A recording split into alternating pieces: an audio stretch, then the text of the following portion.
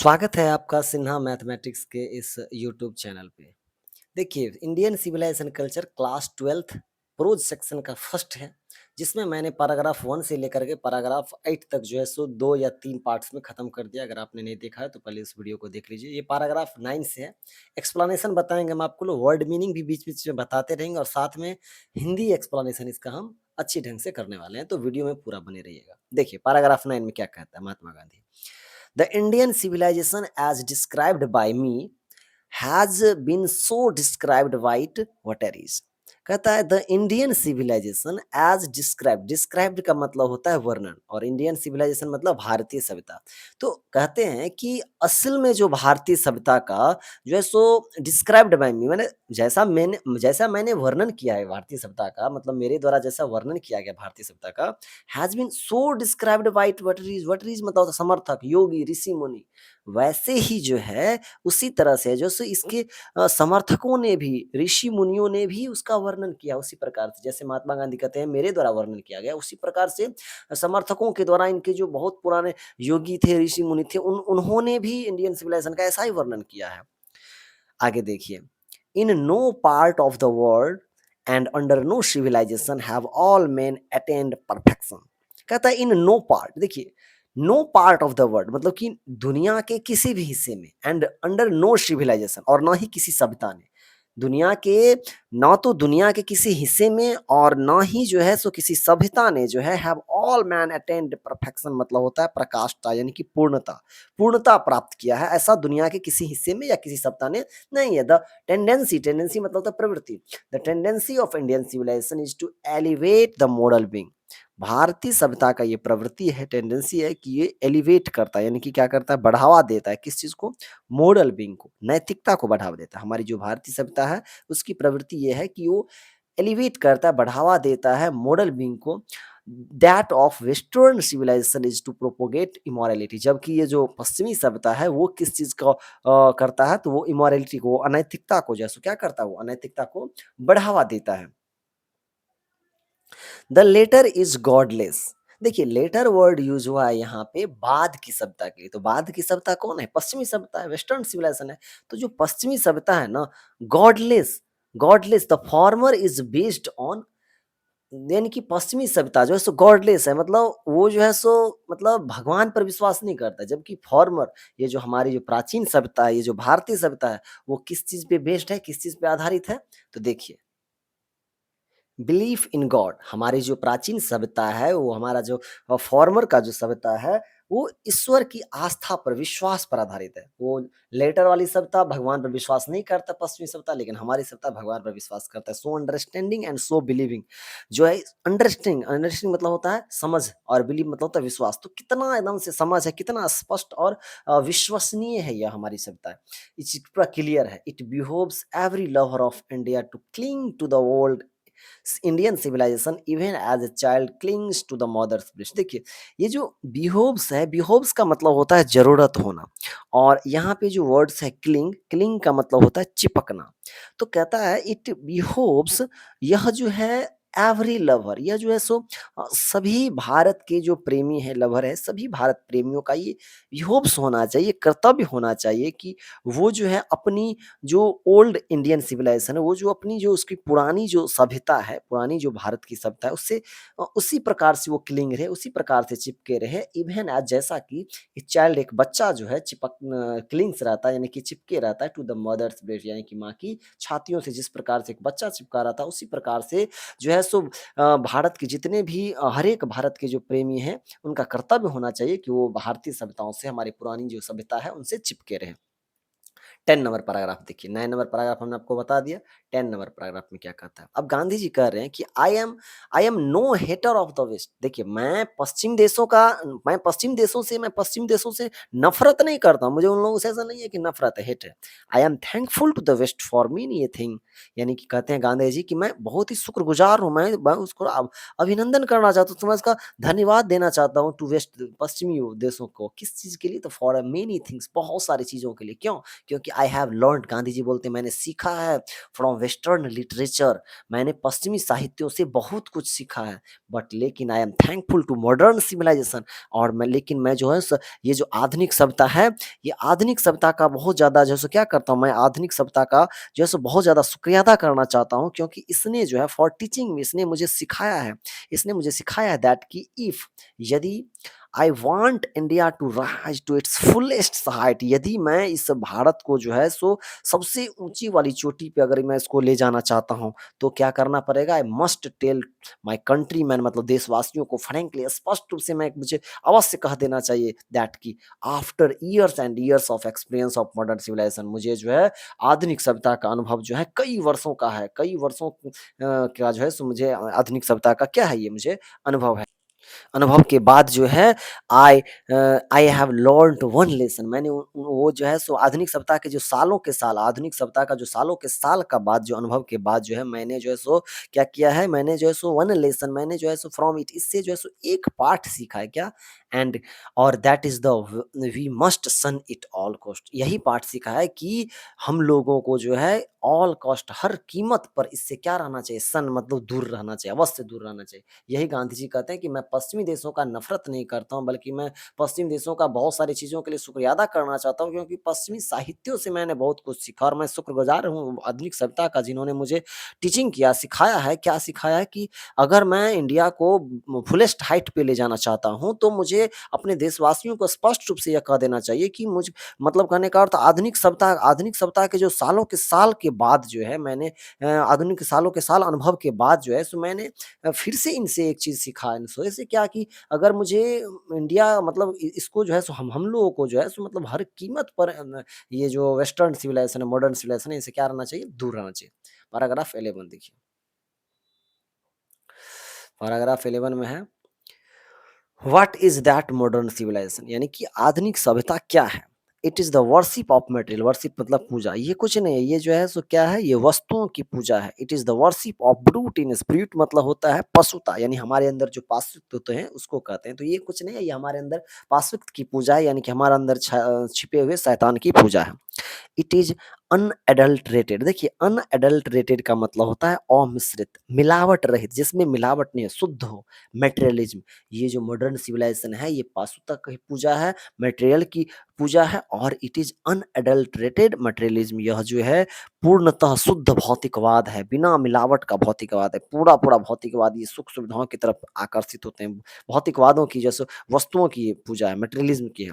And modern civilisation nothing, और आधुनिक सभ्यता कुछ भी नहीं है, if it does not think at every step of Triumph, Triumph का मतलब होता है जीत, ऑफ मटेरियल सिविलाइजेशन, देखिए यदि जो है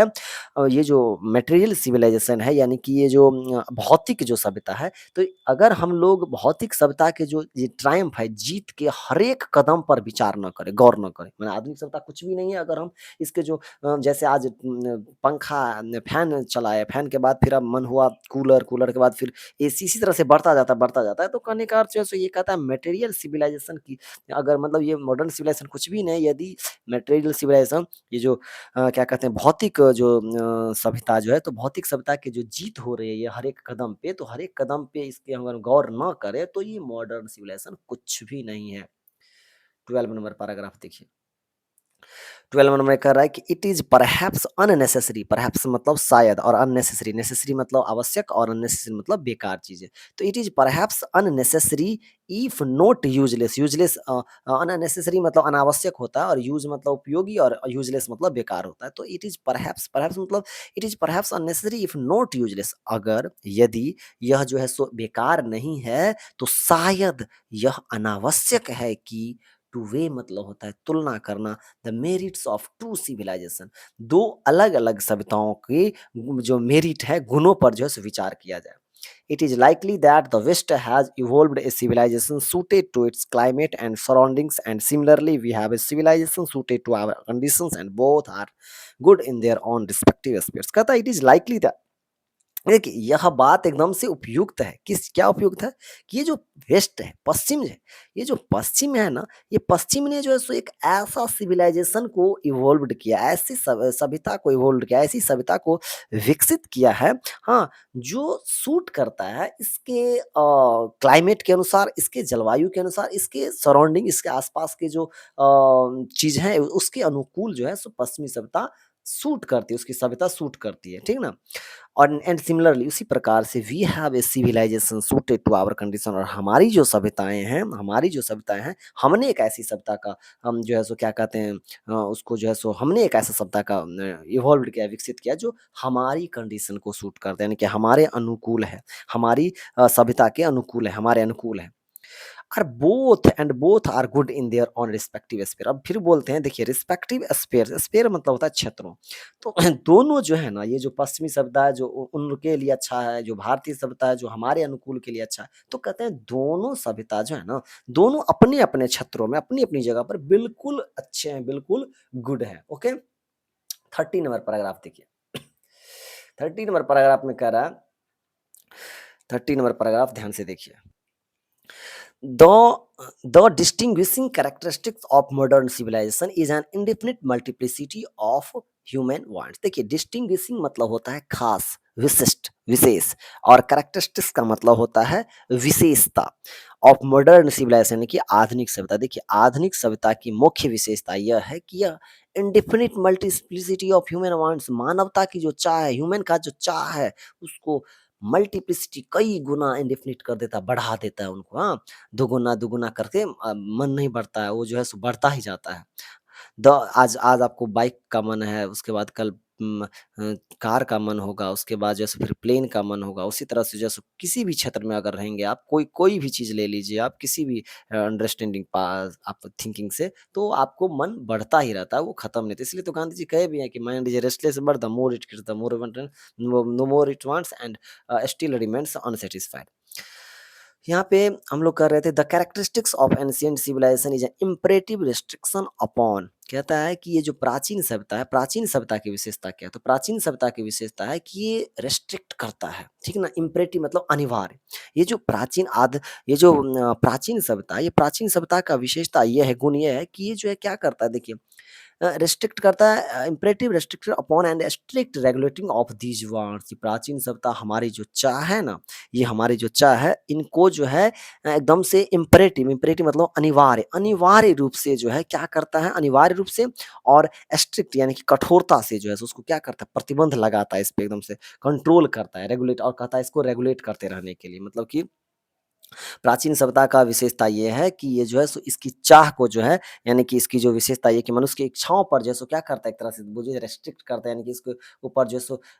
लगाम लगाता है। द मॉडर्न और वेस्टर्न इनसैटिएबलनेस, इनसैटिएबलनेस का मतलब होता है अतृप्ति, यानी कि असंतुष्टता की भावना। तो मॉडर्न सिविलाइजेशन या पश्चिमी सभ्यता जो है, ये insatiableness arises really from want of living faith in future state and therefore also in divinity. देखिए, आधुनिक सभ्यता जो है, आधुनिक या पश्चिमी जो अस्थिरतापन है या अतृप्ति है या असंतुष्टता की जो भावना है, इसकी जो उत्पत्ति होती है ना, जो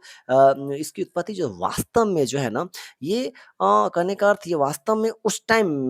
मतलब उत्पन्न होती है जब जो है सो आपको जो है सो फेथ, यानी कि भविष्य में भी रहने की, लिविंग की चाहत, वांट रहती है, चाहत रहती है, और जो है सो इसको क्या कहते हैं, देयरफॉर आल्सो इन डिविनिटी, और देवलोक की भी चाहत होती है, मतलब कि आप लोक भी चाहते हो और परलोक दोनों की आपको लालसा होती है। मतलब कि आप दिन भी चाहते हैं और मतलब इसको क्या कहते हैं, दुनिया भी चाहते हैं। मतलब कि दुनिया के अंदर आप लूट-खटोस भी करना चाहते हैं और मरने के बाद जन्नत भी मिल जाए, ऐसा सोचते हैं। तो ये है आपका क्या कहते हैं, modern civilization, western civilization. The restraint, restraint का मतलब क्या होता है? रिस्ट्रेंट का मतलब होता है संयम। द रिस्ट्रेंट ऑफ एंशिएंट और eastern civilization arises from a belief. कहता है कि ये जो प्राचीन सभ्यता है, ये जो पूर्वी सभ्यता है, तो प्राचीन या पूर्वी सभ्यता का जो संयम है, वो प्राचीन या पूर्वी सभ्यता का संयम किसके बल पे है? तो अराइजेस फ्रॉम अ बिलीफ, यानी कि एक विश्वास के बल पर, यानी कि विश्वास के बल पर उत्पन्न होता है प्राचीन सभ्यता या पूर्वी सप्ताह हमारे जो often in spite of our self. Often मतलब अक्सर, इन स्पाइट ऑफ मतलब बावजूद, आवर सेल्फ मतलब खुद। तो अक्सर खुद के बावजूद जो है, in a future state and the existence of a divine power. ये जो एंशिएंट सिविलाइजेशन है, प्राचीन सभ्यता है ना, ये विश्वास पर है, यानी कि एक विश्वास के बल पर संयम है। और अगर खुद के बावजूद अगर ध्यान दें, तो ये जो है सो इन्हें फ्यूचर स्टेट, ये जो भविष्य की जो स्थिति है, स्टेट मतलब स्थिति है, and existence of a divine power, divine power मतलब देव शक्ति, दिव्य शक्ति, तो दिव्य शक्ति का अस्तित्व, ये जो है सो क्या कहते हैं उसको, ये लोग जो है सो फ्यूचर स्टेट, यानी कि भविष्य की जो है सो स्थिति को जो है सो, ये मतलब कहने का अर्थ ये हुआ कि भविष्य की स्थिति को छोड़ करके और खुद को जो है सो एक तरह से परलोक की चिंता में लीन कर देता है ये, ठीक ना। हाँ, तो ये है प्राचीन सभ्यता, यानी कि ये लोग जो है सो कहीं न कहीं भगवान में विश्वास करते हैं, और वो जो पश्चिमी सभ्यता है वो भगवान में विश्वास जो है सो नहीं करते हैं। उसके बाद 14th नंबर पैराग्राफ देखिए। 14th नंबर पैराग्राफ में कह रहा है कि some of the immediate and brilliant results of modern invention are too maddening to resist. कहता है कि आधुनिक सभ्यता के, आधुनिक आधुनिक ये जो some of the immediate and brilliant results of modern, ये जो आधुनिक आविष्कार जो हो रहा है, तो आधुनिक आविष्कार के कुछ जो है सो एकदम से कुछ इमीडिएट, तत्कालिक और तुरंत में जो परिणाम जो होता है, उनके जो आविष्कार जो हो रहा है, वो क्या कर रहा है, रेजिस्ट मतलब विरोध करता है, मतलब कि परिणाम ऐसे जो है सो पागल कर देने वाले हैं कि आपको मतलब खुद को रोकना जो है सो एकदम से क्या हो जाएगा, मुश्किल हो जाता है कहने का, ठीक ना। But I have no manner of doubt, लेकिन जो है सो मुझे इसमें कोई डॉट नहीं है दैट की द विक्ट्री ऑफ मैन, ये जो आदमी की, जो इंसान की जो जीत है, lies in the resistance, lies in the resistance, ये क्या है, तो ये जो है इच्छाओं को जो है रेजिस्टेंस को जो है सो मैंने उसकी इच्छाओं को एक तरह से रेजिस्टेंस करने में, विरोध करने में, मतलब करने का तो इच्छाओं को रोकने में है। रेजिस्टेंस मतलब रोक होता है, प्रतिरोध होता है। और we are in danger of bartering, bartering का मतलब होता है अदला बदली, और हम लोग जो मतलब कहने का अर्थ ये जो अदला बदली कर रहे हैं, तो वो हमारे लिए खतरा है। क्या अदला बदली कर रहे हैं, अब the permanent good for a momentary pleaser, मतलब क्षण भर मोमेंट्री प्लीजर के लिए, क्षण भर की खुशी के लिए हम लोग हमेशा हमेशा के लिए खुशी को क्या कर रहे हैं, त्याग कर रहे हैं। तो उसके साथ जो समझौता कर रहे हैं, बार्टरिंग कर रहे हैं, अदला बदली कर रहे हैं, ये जो है सो कहने का अर्थ क्या है, ये हम लोगों के लिए क्या है, ये हम लोग के लिए खतरा में है। वी आर इन डेंजर, ये हम लोग क्या है, खतरे में है। 15 नंबर पैराग्राफ देखिए।